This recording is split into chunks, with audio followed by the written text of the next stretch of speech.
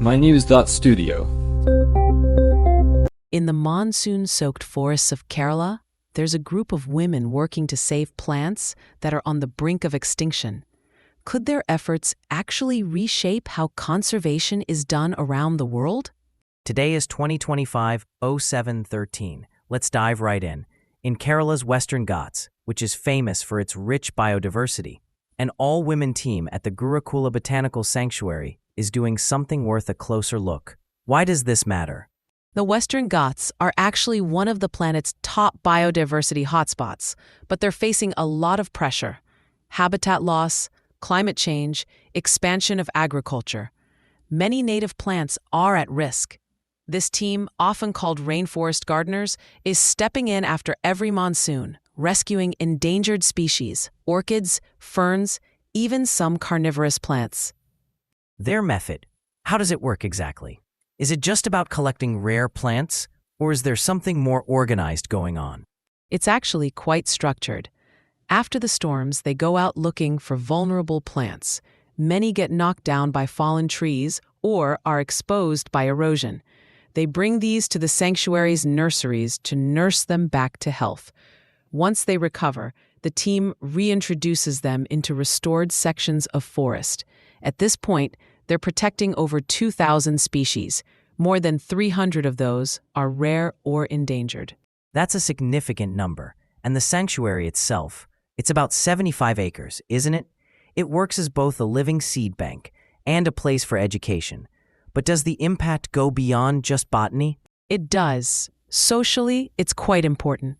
In this part of India, women haven't traditionally had big roles in science or land management. This team isn't only restoring plants. They're shifting how people think about conservation and women's work. Training local women creates jobs and changes perceptions. Women are now recognized as key caretakers of Kerala's natural heritage. Let's look at the ripple effect. Has their approach inspired similar projects elsewhere? Yes, definitely. Their model, community-driven, led by women, has become a reference point for grassroots conservation both in India and abroad.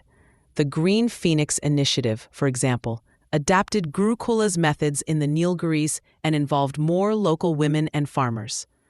NGOs and some international organizations now point to Gurukula as proof that empowering groups who are often left out can actually drive ecological recovery. And closer to home, what kind of outreach or training are they offering? The team runs hands-on training in conservation, nursery work, and monitoring biodiversity. They partner with schools, local farmers, and rural women, teaching skills for habitat restoration. This isn't just theory. They show people how to care for the land, and it's changing local attitudes. Rural women are getting new opportunities, and the community is seeing women as leaders in science, often for the first time. Do we have examples of specific plants they've managed to save? We do. Take the orchids. They rescue them after storms, then give them intensive care in what's almost like a plant ICU. Once they recover, the orchids are slowly reintroduced to restored forest areas. Over time, some have formed stable populations, both within the sanctuary and out in the wild.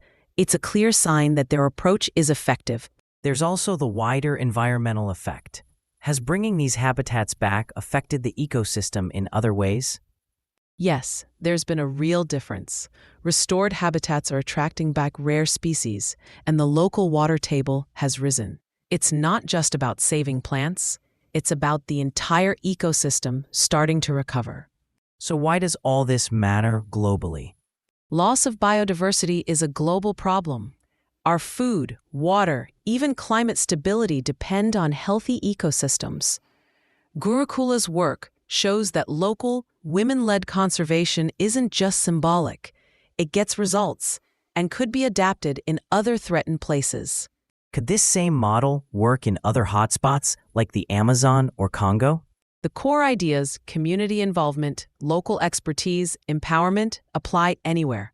The details would need to fit each place, but the main approach can transfer.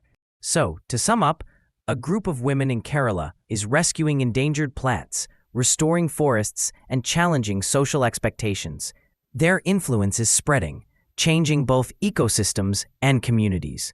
It's a reminder that who leads conservation can be just as important as the methods they use. Thanks for joining us as we explored India's living Noah's Ark. Thank you for listening. This episode was brought to you by mynews.studio. Try it now for free.